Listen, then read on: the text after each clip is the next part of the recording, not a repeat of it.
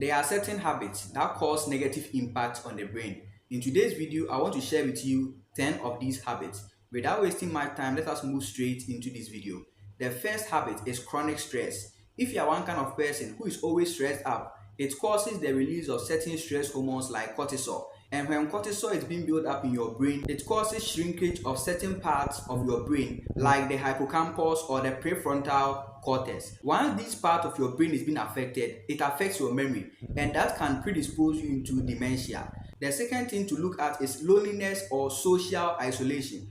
If you are one kind of person, you don't have people around you, you are always lonely or isolated, that causes depression. And when you are depressed, it can affect your cognitive function, and that can predispose you into Alzheimer's disease. Alzheimer's disease is a kind of condition that affects your brain.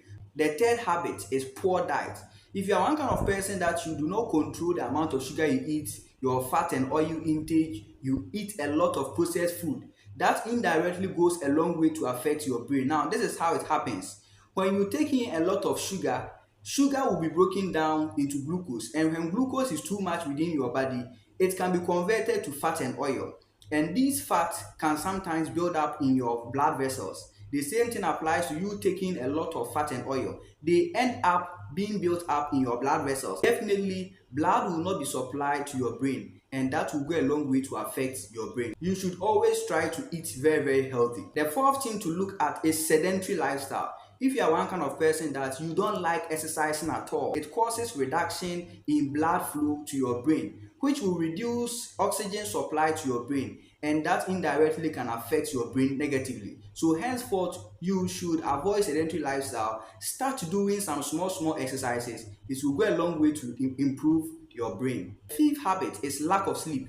One thing is that whenever you sleep, that is the optimum time for your brain to remove certain toxic substance or waste substance from your brain, so that it will make you active the next day. However, whenever you do not sleep, your brain is unable to remove those toxic or waste substance because you are still active, and that will make you wake up feeling tired. I hope you understand. This brings us to the sixth point, which is increased screen time. A lot of people fall victim of it because before we sleep, we will start watching a lot of videos. We'll be using our phone, and by the time you realize, it is late in the night. And once it is late in the night, it will affect your sleep. And just as I explained, when your sleep is being affected, it will negatively affect your brain. The seventh habit is alcohol consumption. One thing is that when you take in alcohol, it can cross the blood-brain barrier. You will start to be doing certain kind of things that ideally, if you have not taken anything, you wouldn't have taken those actions. So alcohol consumption goes a long way to negatively impact your brain. The eighth habit is smoking. This is how it happens. Smoking has certain kind of constituents like nicotine, carbon monoxide. These kind of constituents, they can affect the blood vessels supplying your brain. Blood supply to your brain will be restricted, so oxygen supply and certain nutrients will be restricted, and that will go a long way to negatively impact your brain. The ninth point is uncontrolled hypertension. If you are one kind of person who has hypertension, however, it is uncontrolled, it causes a lot of pressure on the blood vessels supplying your brain, and that even can lead to stroke. So if you are one kind of person who is being diagnosed with hypertension, you should control the hypertension by following the directive that your doctor will give to you concerning the management of your hypertension. Then the last point is uncontrolled diabetes. If you are one kind of person having high blood sugar and doctors have prescribed medications for you, follow the medications.